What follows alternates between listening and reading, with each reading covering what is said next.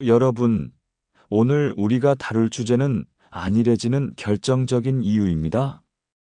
여러분은 지금 자신의 삶이 얼마나 안일하게 흘러가고 있는지 한번 생각해 본 적이 있나요? 우리가 성공을 거두었을 때 그 성공을 자신의 능력으로만 여기고 자랑하게 됩니다. 그런데 이스라엘의 모습이 바로 이런 모습이라는 것을 아모스서에서 확인할 수 있습니다. 그리고 더 충격적인 것은 이런 현상이 전 세계적으로도 나타난다는 사실입니다.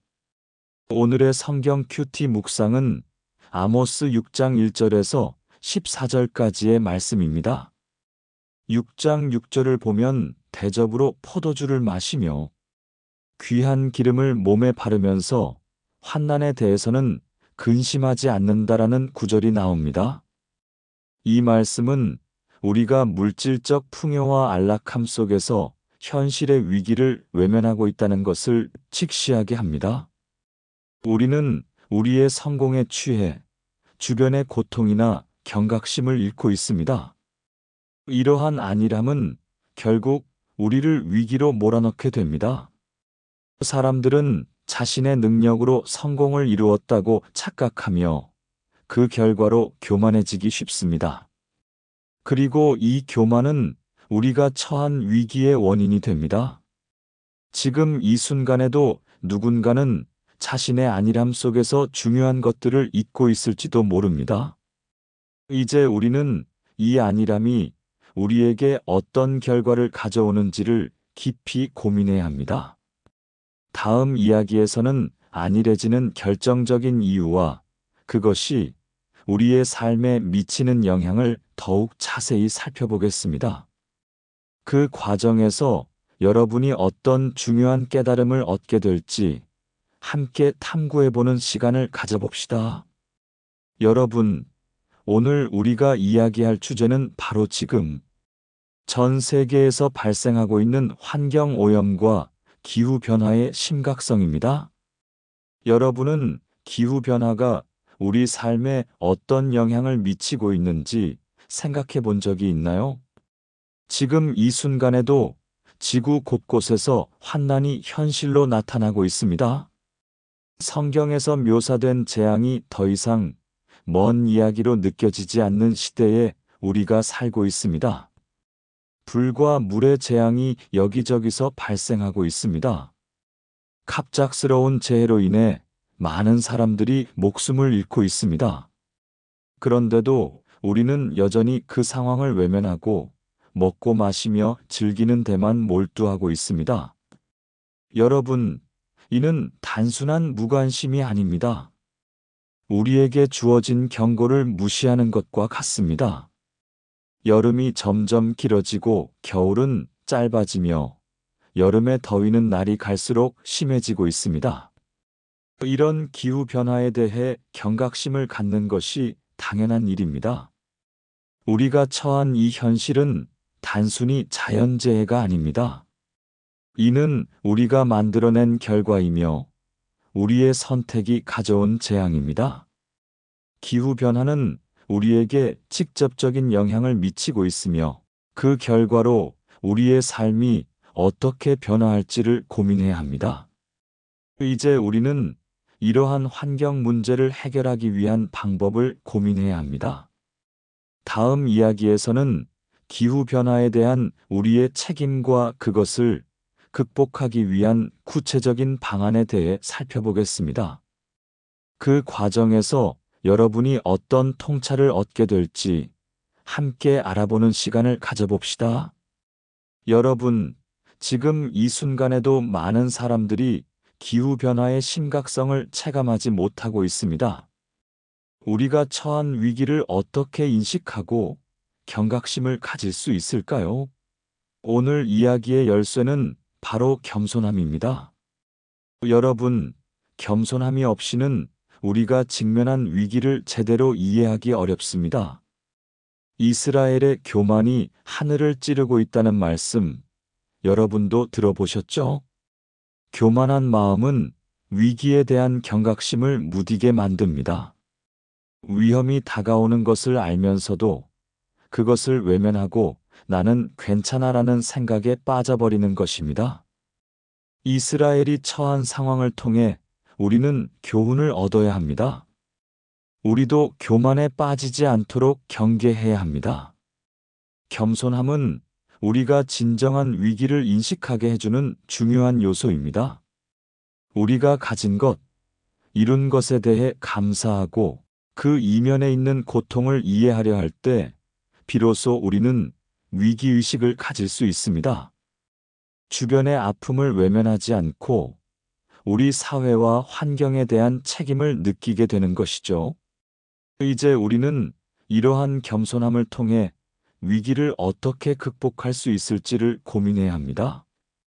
다음 이야기에서는 겸손함이 우리에게 가져다주는 긍정적인 변화와 그것이 위기 극복에 어떻게 기여할 수 있는지를 깊이 탐구해 보겠습니다. 그 과정에서 여러분이 어떤 새로운 통찰을 발견하게 될지 함께 알아보는 시간을 가져봅시다. 여러분, 이제 겸손함의 진정한 의미에 대해 이야기해 보겠습니다. 겸손함은 단순히 자기 자신을 낮추는 것이 아닙니다. 그것은 내가 이루어낸 것들이 전적으로 내 능력 때문이 아니라 하나님의 인도하심 덕분이라는 것을 아는 것입니다. 여러분, 이 사실을 깨닫는 순간 우리의 삶에 대한 시각이 완전히 달라집니다. 현실의 결과는 우리가 아닌 하나님께서 주도하고 계시다는 것을 알게 되죠. 이런 인식은 우리에게 중요한 교훈을 줍니다. 우리의 현실이 어떻게 변할지 모른다는 사실을 인정하는 것입니다. 여러분, 하나님께서 한순간에 우리의 삶을 변화시킬 수 있다는 것을 잊지 말아야 합니다.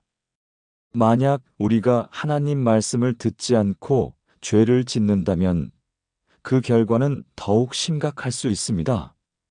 하나님은 우리의 삶을 주관하시는 분이기 때문입니다. 하지만 하나님께서는 우리를 사랑하시기 때문에 늘 시간적 기회를 주십니다. 이 기회를 주시는 이유는 우리가 스스로 깨닫고 회개하기를 바라시기 때문입니다. 여러분, 우리는 언제나 하나님의 사랑을 느끼고 그 사랑에 응답해야 합니다. 겸손함을 통해 우리는 진정한 회개와 변화를 경험할 수 있습니다. 이제 우리는 이러한 겸손함이 우리의 삶에 어떻게 작용하는지를 탐구해야 합니다. 다음 이야기에서는 겸손함이 우리에게 주는 기회와 그 기회를 통해 우리가 어떻게 변화할 수 있는지를 살펴보겠습니다. 그 과정에서 여러분이 어떤 새로운 통찰을 얻게 될지 함께 알아보는 시간을 가져봅시다. 여러분, 우리가 겸손함에 대해 이야기하면서 놓치지 말아야 할 것은 인간이 가진 교만의 위험성입니다. 여러분은 지금 자신이 누리고 있는 기회가 얼마나 소중한 것인지 느끼고 있나요?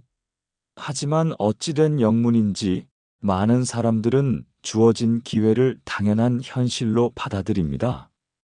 죄를 짓더라도 큰 문제가 발생하지 않을 것이라는 안일한 생각을 하게 되죠. 이런 태도는 교만에서 비롯된 것입니다. 우리는 자신의 능력이나 성취에 너무나도 큰 자부심을 느끼고 그로 인해 하나님이 주신 기회를 당연하게 여깁니다.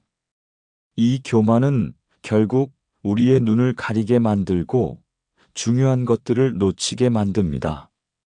여러분, 교만은 마치 안경에 먼지가 끼어 시야를 가리는 것과 같습니다. 세상이 어떻게 돌아가는지, 우리가 어떤 책임을 져야 하는지를 보지 못하게 하죠. 교만은 우리가 누리는 것들이 하나님으로부터 온 것임을 잊게 만듭니다. 그래서 우리는 경각심을 가져야 합니다. 주어진 기회를 소중히 여기고 그 안에서 하나님께서 원하시는 길을 찾는 것이 중요합니다. 우리의 마음속 깊은 곳에서 이 교만을 제거하고 진정한 겸손함을 회복해야 합니다. 이제 우리는 교만이 우리에게 어떤 영향을 미치는지를 깊이 고민해야 합니다.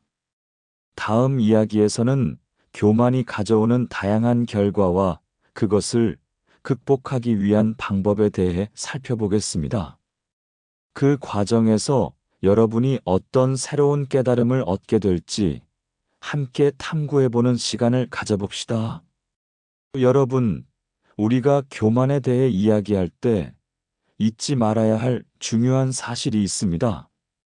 하나님께서 알아서 다 해주실 것이라는 생각으로 안일하게 있는 것, 이 또한 교만입니다. 여러분, 이 말을 더 깊이 들여다보면 우리가 하나님께서 내 생각과 마음에 맞게 해주실 것이라고 믿는다는 뜻입니다. 그렇다면 우리는 정말로 하나님을 신뢰하고 있는 걸까요? 아니면 우리의 욕심을 신뢰하고 있는 걸까요? 하나님께서 다 해주시는 것은 사실입니다. 하지만 그게 내가 원하는 대로 해준다는 발상은 오만과 교만입니다. 여러분, 우리는 종종 하나님께서 내 뜻대로 모든 것을 이뤄주길 바라며 기도합니다. 그러나 이런 마음가짐은 하나님과의 관계를 왜곡시킵니다. 우리가 원하는 대로 하나님이 움직이는 것이 아니라 우리는 하나님의 뜻에 따라 살아가야 한다는 사실을 잊지 말아야 합니다. 이런 교만한 마음은 결국 우리를 더 큰 어둠으로 이끌 수 있습니다. 하나님께서 우리에게 주신 기회를 소중히 여기지 않고 그분의 뜻을 무시하게 되면 우리는 진정한 축복을 놓치게 됩니다. 그러므로 우리는 하나님께 겸손히 나아가 그분의 뜻을 이해하고 따르려는 노력이 필요합니다. 이제 우리는 이러한 교만이 우리 삶에 어떤 영향을 미치는지를 깊이 고민해야 합니다.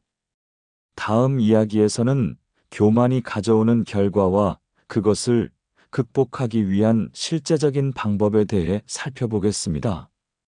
그 과정에서 여러분이 어떤 새로운 통찰을 얻게 될지 함께 알아보는 시간을 가져봅시다. 하나님의 뜻을 잘 따랐을 때 하나님과 나의 마음이 하나가 됩니다.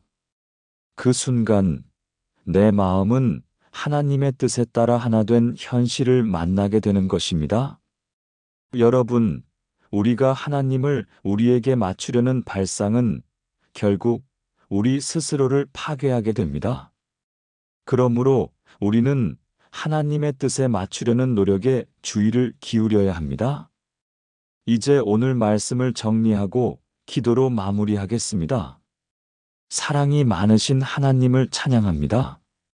오늘도 귀한 말씀으로 돌아보게 해주심에 감사합니다.